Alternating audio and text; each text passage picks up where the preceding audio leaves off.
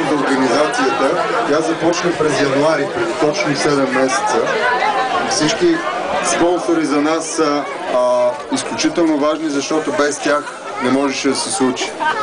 Първи Lexus се включиха като генерален спонсор и когато през началото на февруари се обърнахме към първия ни партньор, трябваха ни много пари, за да стане това нещо.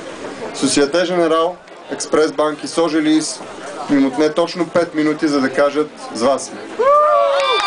И това ни даде надежда и в последствие и Viva.com и Texaco Havolane се включиха в играта и затова имаме това събитие, така че нека да им благодарим.